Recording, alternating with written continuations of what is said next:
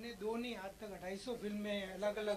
नहीं नहीं, मैं आपको बताता हूँ, फिल्में एक तरीके नहीं बनती है, फिल्में अलग अलग स्क्रिप्ट में ही बनती है और अलग अलग स्टोरी होती है, रियलिटी पे बनती है, कोई ऐसे ही बनती है। तो क्या होता है कि गुलाब गैंग है, वो भी पिक्चर है, वो भी माधुरी और जूही चावला है, और वो अलग टाइप की फिल्म है, ये अलग टाइप की फिल्म है।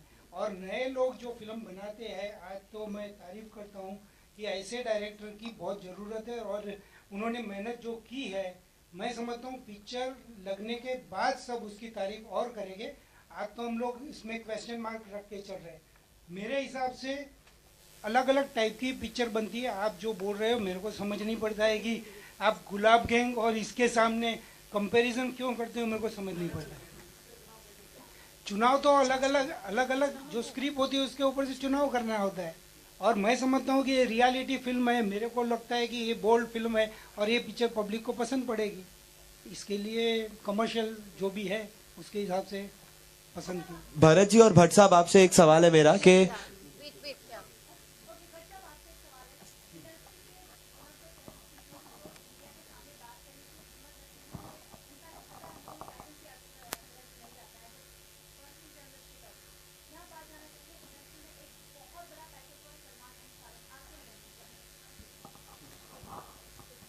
मुझे लगता है ये बीए पास का प्रेस बीट है। मुझे लगता है कि आप अन्याय कर रहे हैं नौजवान पीढ़ी के साथ में, कि आप ये मीडिया इवेंट को हाईजैक करके एक साइड जो इशू जो है बाहर जिसकी अहमियत है उसको दे रहे हैं। I will not answer this question here, I can answer this question outside. Okay, Bhatt साहब और भरत जी, आपसे एक चीज जानना था कि as producers, as film makers, हमने पहले एक फिल्म देखी थी, एक छोटी सी लव स्टोरी जिसमें एक एज गैप था। फिर इसके पहले दिल चाहता है में भी अक्षय खन्ना और डिम्पल कपाड़िया के बीच में जो एक एज डिफरेंस और एक लव स्टोरी दिखाई गई थी। डू यू थिंक ये जो स्टोरी है, ये जो लाइन कहीं ना कहीं आ जाती है, it can create some good results at the box office? I think you are prejudging the picture कि ये कुछ एज डिफरेंस की फिल्म है और ये It's just the idea of the I thing. Think ये एज डिफरेंस का issue as old age 84 में जब हमने अर्थ बनाई थी तो यही सवाल उठता था कि और आज की फिल्म में शबाना आजमी का आपने एक एज डिफरेंस होते हुए भी आपने एक दिखाया है। तो ये मुझे लगता है कि कोई भी एक आजाद जहन जो है वो बंधता नहीं है ऐसे विचारधारा से। And the issue of this film is not of a younger boy and an elder woman, और उनका कोई erotic summer of 42 वाला जो हमने teenagers कॉलेज में देखते थे ऐसा।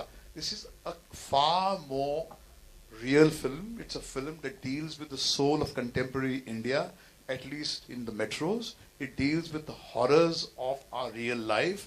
It unmasks the hypocrisy which is there in our society and looks at life unflinchingly in the eye and doesn't pretend to have answers, just says things.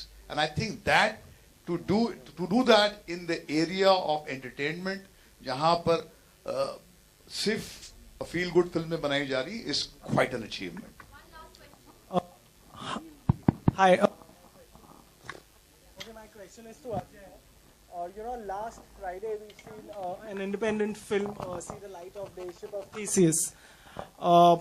Your film is also backed by big players, and now it's going to see a decent release, and the Indian audiences will be seen. Do you think the scenario of independent films is changing dramatically, or there's still a lot of time? I think what is important is to make a good film. Which genre you classify it as, independent, art house, whatever else, backed by a studio or not. Ship of Theseus is a good film, so it has found its way to the audience. B.A. Pass is, I believe, is a good film, so it has found its way to the audience. There are a lot of independent films that are getting made, which probably have a tough time getting to the theaters. I'm nobody to judge anyone's film. All that I'm saying is that the best you can do is give it your best shot, and then just pursue it relentlessly, see what happens. And if you have made something which is decent, you'll definitely see the theater. Last.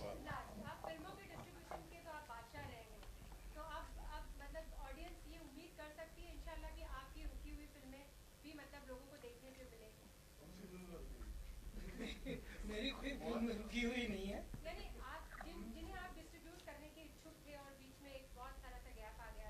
नहीं, gap नहीं आ गया है।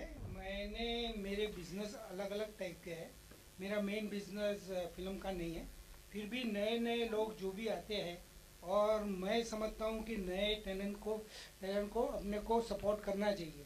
और जिस तरह से हमने पहले भी बॉम्बे बॉयज़ और छोटी छोटी पिक्चर बनाई थी और पब्लिक को बहुत पसंद पड़ी थी, इसी तरह से ये भी फिल्म मैं समझता हूँ पब्लिक को पसंद पड़ेगी, क्योंकि अलग टाइप की स्क्रिप्ट है। आज एक टाइप की स्क्रिप्ट होती है तो बड़ा स्टार भी उसको पुश नहीं कर सकता है, बॉक्स ऑफिस में वो भी फेल हो जाती है। तो इस हिसाब से स्क्रिप्ट के ऊपर डिपेंड करता है, डायरेक्टर के ऊपर डिपेंड करता है, और ये दो जन उनके मेन की होते हैं। तो मैं समझता हूँ कि ये पिक्चर में डायरेक्टर भी अच्छा है, परफॉर्मेंस भी नए लोग ने बहुत अच्छा किया है, नए आर्टिस्ट लोग ने, तो ऐसी पिक्चर है डेफिनेटली पब्लिक को पसंद पड़ेगी। और इसी तरह से जो आप बोल रहे हैं कि आपकी बहुत बड़ा गैप गिर गया, गैप कुछ नहीं होता है। बीच में थोड़ा थोड़ा हम लोग दूसरे बिजनेस में थे, मगर अभी ये मेरी 5-6 पिक्चर आ रही है। अभी गुलाब गैंग आ रही है, मस्ती 2 आ रही है, ग्रैंड नानी आ रही है, सब बहुत पिक्चर आ रही है। मगर आज के बाद इस तरह से नई नई स्क्रिप्ट अच्छी होती है, नए नए डायरेक्टर अच्छे मिलते हैं तो ही हम लोग करते हैं, बाकी तो खाली करने के लिए पिक्चरें नहीं बनाई जाती है। Thank you. Thank you, all of us. From all of us, thank you very, very much for coming.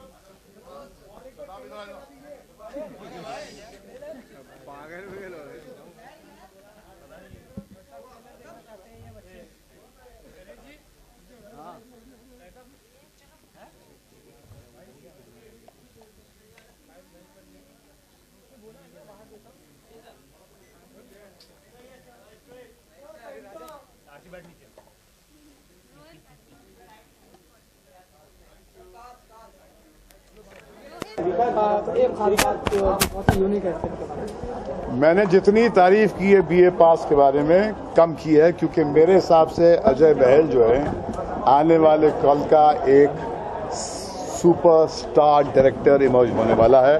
उसने हिंदुस्तानी सोच के जरिए आज के मॉडर्न हिंदुस्तान की कड़वी सच्चाइयों को छुआ है और बहुत ही एंगेजिंग वे से उसने प्रेजेंट किया है। एक थ्रिलर फॉर्मेट के जॉनर में सर्व किया है, और मुझे लगता है कि ये फिल्म आने वाले कल में तहलका मचा देगी। अनडाउटेडली सर, ये प्रोमोस बहुत प्रॉमिसिंग है, लेकिन साथ ही साथ एक बहुत बड़ा पैचअप हुआ बॉलीवुड सलमान और शाहरुख खान जो कल हुआ था, उसके बारे में रिएक्ट क्या करेंगे आप? देखिए, रमजान का जो महीना होता है पाक महीना होता है, जिसमें लोग आपसी कड़वाहट से अपना दामन छुड़ाकर अमन, चैन, भाईचारे की, प्रेम की बात करते हैं। और इफ्तार की पार्टी हो और हमारे दो अपने मिलें और गले न लगे, ये तो पॉसिबल ही नहीं था। दोनों ने गले लगकर एक ऐसा संदेश भेजा है मुल्क में कि भैया के घर में झगड़े होते हैं, दूरियां आ जाती हैं, मगर ऐसी दूरियां भी नहीं आ जाती हैं कि हम फिर गले मिल ही नहीं पाएं। तो मेरे तरफ से दोनों को बहुत बहुत बधाई।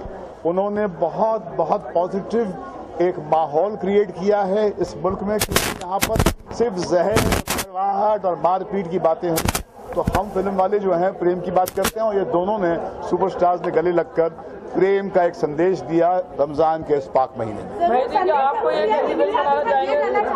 कहीं ना कहीं पर ये संदेश के साथ साथ क्या प्रोड्यूसर्स के लिए भी बहुत अच्छी बात है, क्योंकि दोनों एक साथ कास्ट हो पाई है। देखिए, वो दुकानदारी हर चीज में नहीं देखनी चाहिए। मुझे लगता है कि इफ्तार का एक अवसर था, रमजान का महीना था, दो हमारे अपने सुपरस्टार्स हैं, उन्होंने एक दूसरे को आमने सामने देखकर वही किया जो रमजान के महीने में लोग करते हैं, आगे बढ़कर शिद्दत से गले लगते हैं और पुराने बैर जो हैं उसको इतिहास के कूड़े करकट में फेंककर एक नई सुबह, एक नई जीवन की शुरुआत करते हैं। संजय दत्त साहब की तबीयत खराब हो गई और आप उनसे जुड़े हुए हैं, तो लोग उनके चाहने वाले जानना चाहते हैं किस तरह की तबीयत है कि वो आप मिलते रहते हैं। देखिए, संजय दत्त एक हाइपरटेंशन के मरीज हैं, ये एक सच्चाई है जो उसके करीब के लोग जानते हैं। हाँ, जेल में जाकर वो प्रॉब्लम थोड़ी सी एग्जैजरेट हो गई है, एग्रीवेट हो गई है, हम सब चिंतित थे, मगर फिलहाल हालात ठीक हैं, मगर एक इश्यू है जो हमें सताता रहता है। Okay, thank you.